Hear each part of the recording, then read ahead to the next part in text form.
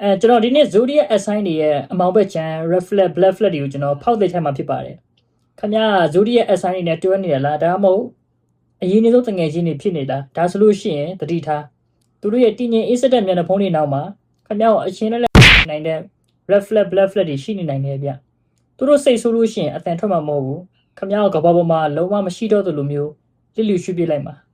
Taurus ရုပ်အထုကိုဦးစားပြီးတော့အင်မတန်မှခေါင်းမာတဲ့သူမျိုးသူတို့ရဲ့ red flag ကသူတို့လောက်ရုပ်ရည်ညံရည်အစင်တမ်းမှမရှိရင်စရင်တွေကိုတိတ်မထက်တတ်ဘူးသူတို့နဲ့ပြိုင်နေရတာနိုင်ရန်တစ်ခုကိုစကားပြောနေရတယ်လို့ပဲသူတို့ဘယ်တော့မှမားတယ်လို့ဝန်ခံမှာမဟုတ်ဘူးသူတို့မားနေတော့မှမားပုံမားနေရမှန်ပါတယ်ဆိုတဲ့လူမျိုးတွေပေါ့ဗျာ Taurus ရဲ့ dead side က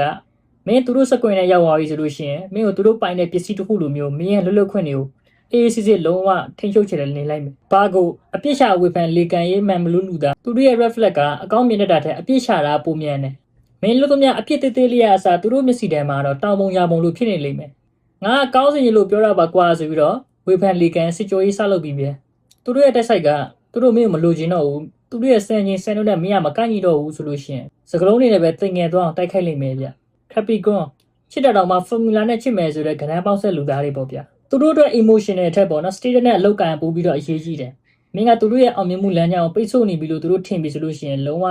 ဖယ်တော့ပြဖို့ဝင်မလေးဘူး။နှလုံးသားထဲမှာသွေးအစား logic တွေပဲစီးဆင်းနေတဲ့လူသားပေါ့ဗျာ။သူတို့ရဲ့ dead side ကသူတို့ကမဟာရကျန်းတက်တွေဗျ။လက်ကိုလည်းဂျဘိုးဖြစ်အောင်လုပ်ကြတော့ဂျဘိုးကိုလည်းလေးဖြစ်အောင်လုပ်တတ်တယ်။သူတို့ကမင်းကိုကောင်းစေချင်ပြီဆိုလို့ရှိရင်မင်းဘယ်လောက်ပဲဆိုး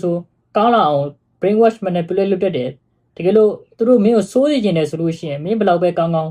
စိုးနေပါလားဆိုပြီးတော့ကိုဝန်ခံလာအောင်ထင်လာတဲ့အထိပေါ့နော် manipulate brainwash လုပ်တတ်သေးတယ်ဗျမိတ်ဆွေကိုယ်တိုင်ရော assign တွေရဲ့ခိုးဝါတန်ကိုခံရမှုလားဒါမှမဟုတ်အဲ့ဒီထဲမှာပါနေတာလားဘယ်ဆိုင်အဆိုးဆုံးလဲဆိုတော့ comment ထဲမှာရေးပေးခဲ့အောင်နော်ကျွန်တော်ခုလိုပြောလိုက်လို့လည်းအရင်ကြောက်မသွားနိုင်ဘူးဗျဒါရေဝရသဘောပဲပြပြတာကျန်တဲ့ကြောက်တော့မတူဘူးပေါ့ဗျာ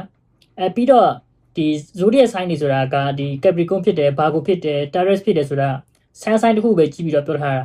တခြား budget zodiac budget တွေမှာ moon တို့ mercury တို့ venus တို့ပြီးတော့ house တွေပေါ့နော် rising တို့ဒါတွေကိုကြည့်ပြီးတော့လည်းသူတို့ရဲ့အမူအကျင့်တွေကပြောင်းလဲသွားနိုင်တယ်တကယ်လို့ခင်ဗျားကမွေးတဲ့နေရပြီးတော့အချိန်အတိအကျကိုသိတယ်ဆိုလို့ရှိရင် zodiac budget ကိုစစ်ဆေးလို့ရတယ်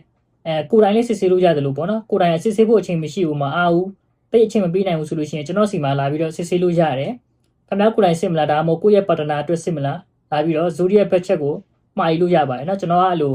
zodiac budget ကပါတဲ့ဟာတွေကိုရှင်းပြမယ်ပြီးအကြံပြုမယ်ဘာတွေလုပ်သင့်လဲဘာတွေရှောင်သင့်လဲဆောင်းရရှောင်လေးတွေပြပြပေးမယ်เนาะကျွန်တော်ကတော့ဘုံပြပြအောင်ဖြစ်ပါတယ်နောက်ထပ်ဗီဒီယိုမှာပြန်ပြီးတော့တွေ့ကြတာပေါ့အားလုံးပဲကြံကောင်းကြပါစေ